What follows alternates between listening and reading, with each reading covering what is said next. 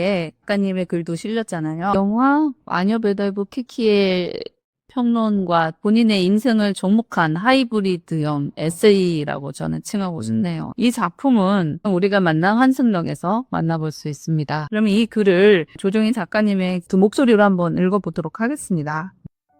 환승, 절망의 선로에서 희망의 선로로. 절망의 선로에 올라탄 날.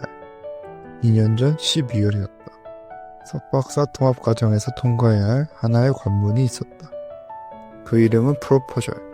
이 관문을 통과하기 위해서는 2년간 연구한 내용을 총정리하고 앞으로의 연구 계획을 교수님들 앞에서 발표해야 했다. 2달 동안 거의 모든 에너지를 그 발표 하나에 쏟아부었다. 통과하지 못하면 다음 관문으로 넘어갈 수 없다는 압박 속에서 하루하루를 버텨냈다. 대학원생 대부분이 프로포절을 통과한다는 사실도 나에게 위안이 되어주지는 못했다. 오히려 내가 대부분이 아닌 사람이 될 수 있다는 생각이 불안감을 더할 뿐이었다. 휴식도 제대로 취하지 못하자 내 몸속에는 부정적인 감정들이 해소되지 않은 채로 쌓여갔다. 뭔가를 부숴버리고 싶었다. 나를 귀찮게 만드는 것들은 그게 뭐든 간에 전부 내던져버리고 있었다. 긴장, 불안, 분노라는 감정과 나 사이의 싸움은 매일같이 이어졌다. 나는 끝내 패배하지 않았다. 그러나 그렇다고 해서 그 감정들을 제대로 눌러버린 것도 아니었다. 나는 그것들에게 유효타 한 방 제대로 먹이지 못한 채 매일매일을 고통 속에서 허들었다. 그나마 다행인 것은 시간이 계속 흐르고 있다는 것이었다. 결국 발표 당일이 다가왔다. 그런데 오전에 발표를 심사하기로 한 교수님 한 분에게서 메일이 왔다. 바쁜 일정이 생겨서 참가할 수 없다는 내용이었다. 부정적 감정들과 연이은 싸움으로 지쳐있던 내게 타인을 이해할 공간은 남아있지 않았다. 허무함이 가득했다.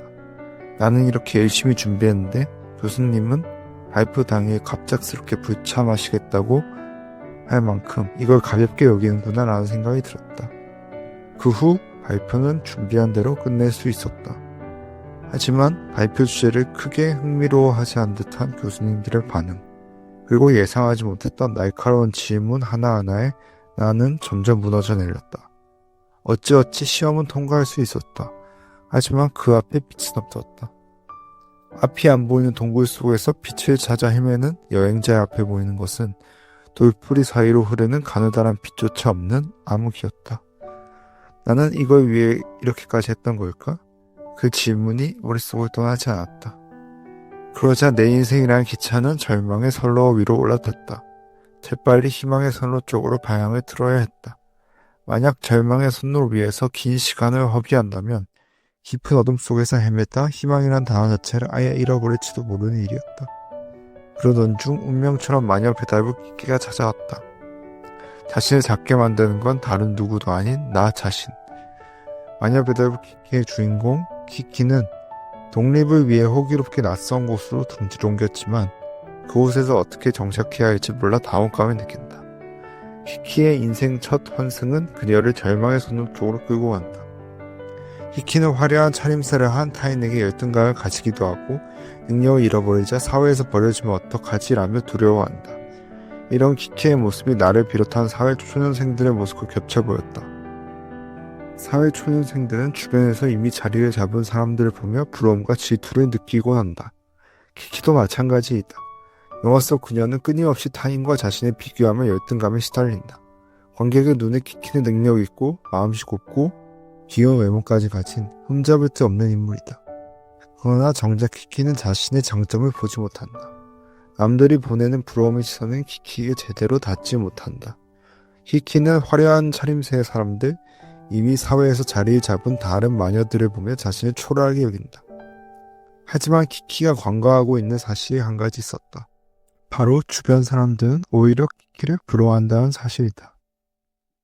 나도 키키처럼 남들이 보내는 부러움의 시선을 애써 무시하고 있는 것은 아닐까? 남들이 선망하는 좋은 대학을 나왔고 주변에 누군가에 끼치지 않을 정도로 영화책을 많이 소비하며 좋아하는 건 깊게 파고들려는 성미를 가진다.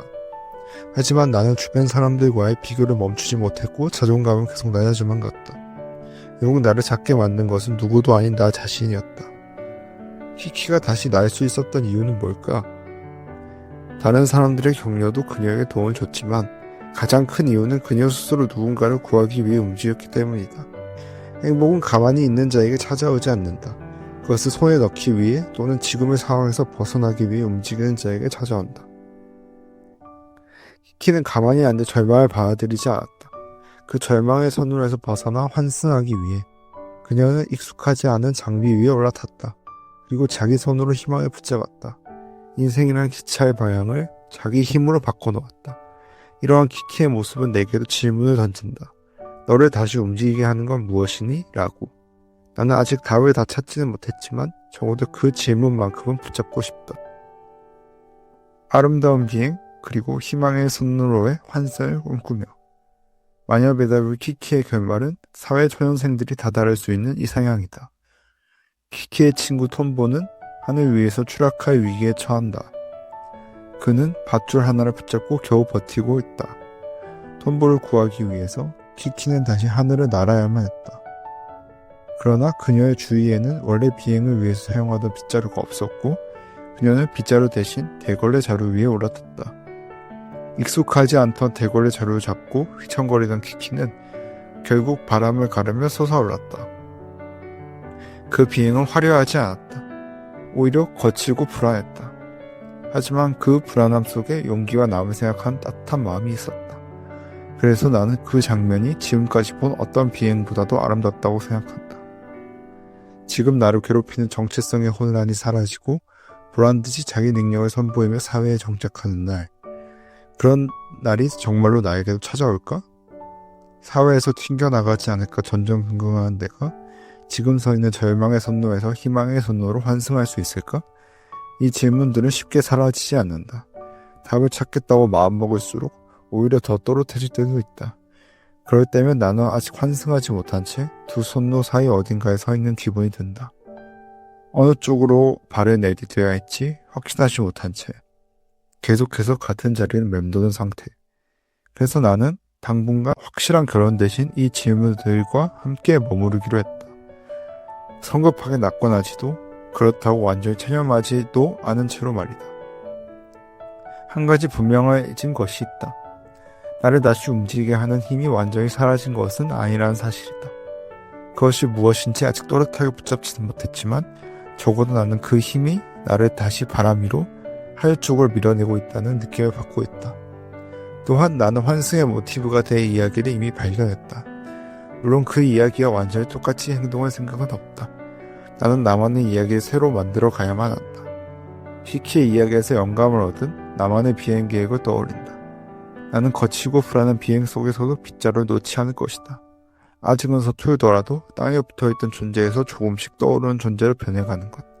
어쩌면 내가 붙잡아야 할 비행의 의미는 바로 그 변화의 과정에 있을지도 모른다. 날자, 한 번만 더 날자꾸나, 한 번만 더 날아보자꾸나. 이상의 날개. 종이 위로 떨어지는 숨 한 줄의